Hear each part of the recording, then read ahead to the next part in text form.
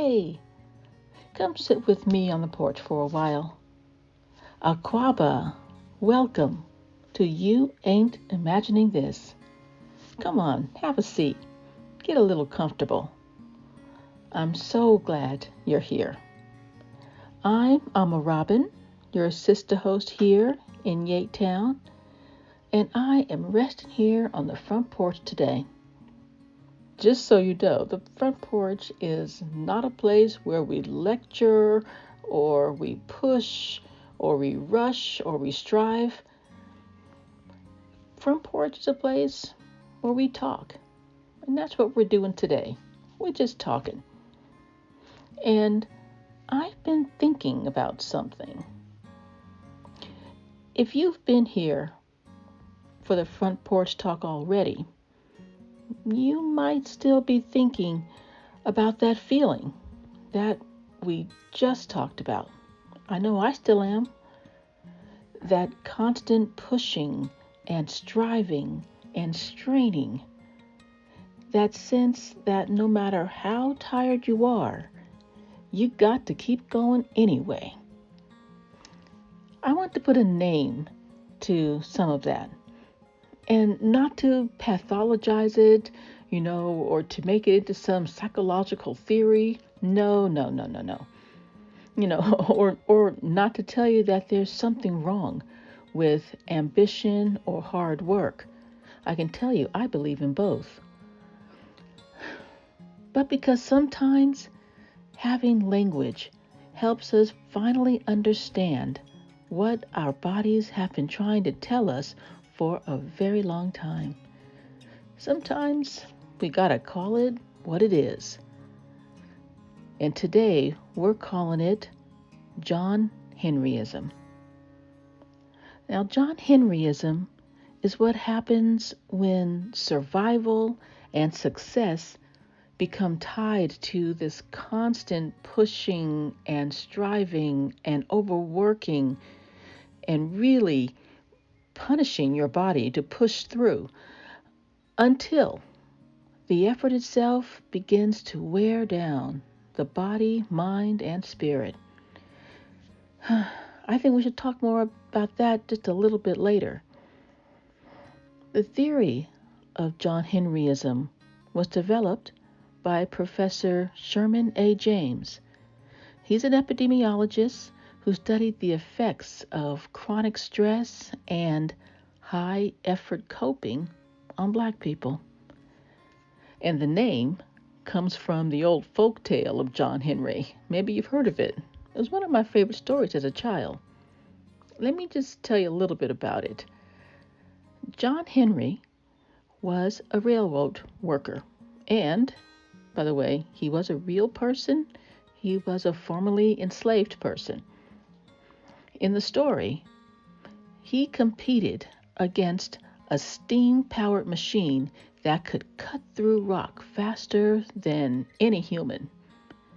John Henry, though, he took 2 steel hammers, one in each hand, and he pushed himself beyond human limits to beat that machine. And yes, he did. He won. The crowd cheered. John Henry stood victorious. And then he collapsed and died from exhaustion. A lot of people hear that story and focus on the victory. But I still keep thinking about the cost. Because many of us, I think, were taught some version of that story.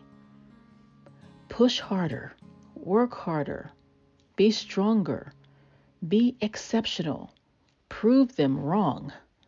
And if you're exhausted, you keep going anyway, maybe even harder. At first, that effort may come from survival. Especially for Black people, us moving through systems that constantly question our intelligence and our competence and our worth and our right to belong. We learn very early that effort feels connected to safety and success and just being allowed to stay in the room. But over time, that survival strategy can quietly become an identity. Not just surviving, but striving, achieving, performing, beating the machine. Okay, most of us are not competing against a steam machine, but that machine can represent a lot of different things. Racism, sexism, capitalism, white supremacy, fear, expectation, the pressure to constantly prove that we deserve to be here. Sometimes researchers describe this as high effort coping, the constant pushing, adapting, overworking, and overextending yourself in order to survive, succeed, or just stay ahead of what you're up against. And for many Black people, and I know this as a Black woman, this can become so normal that we stop recognizing how much strain we're living under. You may see this in some small moments. Feeling guilty when you rest. Thinking that you should always be doing something. Believing your value is connected to how productive you are. Pushing through pain because slowing down feels dangerous. And I've recognized this in myself too. For years, I believed I needed to keep pushing harder. I became a lawyer at age 25, and I pushed harder. I got my second master's degree in international law at age 30, and I pushed harder. I did more. I started my own business. I pushed harder. I learned another language. I moved to another country, got married, became a mother, became a life and wellness coach, and I pushed harder. And honestly, some of that work and striving and pressure was rewarded. I honestly loved my life and my work choices. People praised my endurance. They praised my overwork. They praised me for carrying everything without breaking. But eventually, my body started responding. My body started breaking. It showed up through brutal migraines, the kind that stopped everything for almost 10 days. And still, part of me kept thinking that I should push through anyway, because that's what I've been taught from many different sources. I was taught that rest was a weakness, that slowing down meant losing momentum, that success belonged to people who could endure the most strain. I remember once walking into a Nike store and seeing a shirt that said, "Prove them wrong." And something about it just stopped me cold. Because I realized how much of my life had been organized around that idea. Prove them wrong, work harder, be better, outperform the stereotype, outrun the doubt. And eventually, I bought that shirt. And I lived that shirt. But later, I burned it. And I have pictures of me doing that in case you wonder. I know that may sound really dramatic to some people, but for me, it felt symbolic. It felt like rejecting that expectation that we are expected to exhaust ourselves trying to earn humanity, belonging, safety, and respect, like we are supposed to spend our lives proving we deserve to be here. It did remind me of the stories of women burning their bras in the 1960s, kind of before my time, but the story still kind of stuck with me.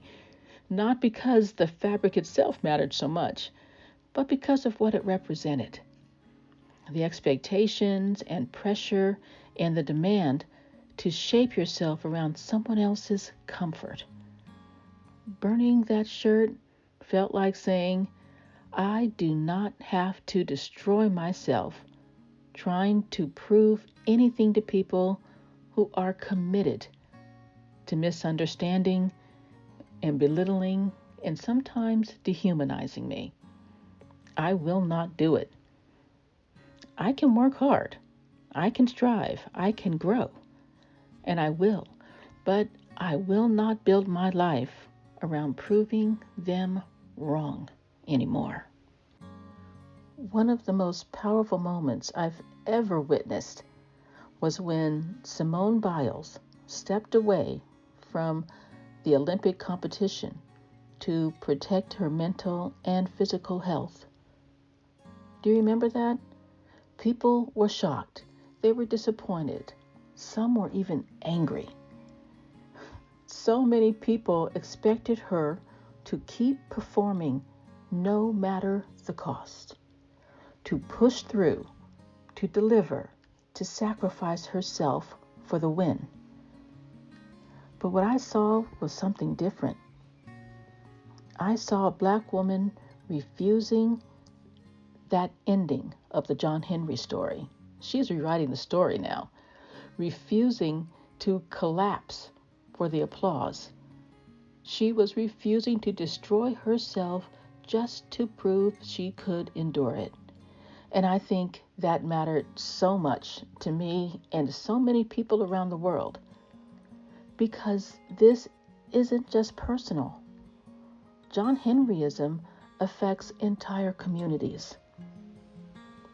Professor James connected John Henryism to serious health consequences like high blood pressure, chronic stress, chronic illness, even shortened life expectancy. And that's not because we are weak people, because we're not, but because carrying constant strain does have consequences. Nobody is meant to live at full pressure all of the time. Yes, sometimes we have to push a little harder and then we stop and then we rest. But to live at full pressure all of the time, that's not what anyone is supposed to do. And I want to say something very clearly here. Black people have never been lazy. We never needed to prove our humanity through exhaustion. People wanted us to. They even demanded us to. They even expected us to. But we never needed to prove our humanity by exhausting ourselves. We never needed to earn dignity by destroying ourselves. Again, people wanted us to. People expected us to. They demanded it. They hoped that we would.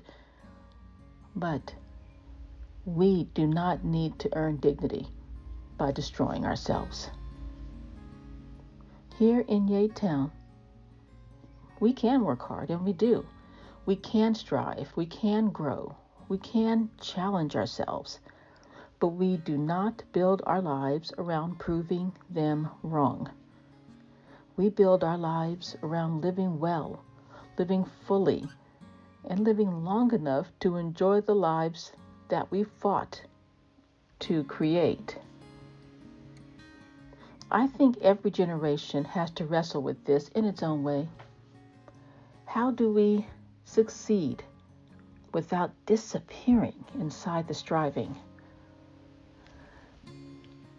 How do we support each other instead of applauding each other's exhaustion? How do we put down some of what we were taught that we had to carry? Those are all difficult questions. And I think the answer lies in we do this together, that we don't do this on our own. We do this as a community. We do this in supporting each other. And yes, there is a name for this, and naming it matters. Because once you see that pattern, you can begin loosening its grip on your life.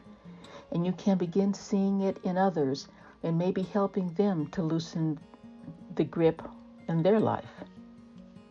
We are going to keep talking about this, about restoring what's been depleted in us, about protecting and maintaining and improving our health, about rest, about community care, about ways to live differently without giving up our brilliance or our ambition or our purpose. It is not one or the other. But we're going to take that slowly. And we're going to face that together. Thanks so much for joining me in Yatetown today. I always love our talks on the front porch and just sitting here together for a while. And for today, maybe just notice where you've been pushing beyond your limits. Not with shame, just honesty. Restoring what's been depleted requires honesty and, yes, a bit of courage. And maybe part of restoring is beginning to imagine a life that doesn't require us to constantly live at full strain just to feel worthy inside it. So there is a name for this pushing and striving and straining and stress. It's called John Henryism. It's called high effort coping. Hey, a lot of respect to John Henry for beating the machine. He's a hero. He deserves to be remembered. But it's unfortunate that he died from the excessive effort it took to beat that machine. I would like a different outcome on the other side of that mountain. Joy, confidence, peace, success, rest. If something or someone came to mind while you were listening, someone who's been carrying too much, someone who keeps pushing even though they're exhausted, think about sending this episode to them. We've got to look out for each other. That's what community is for. The porch light is on. Come as you are. Take what you need. And you ain't imagining this.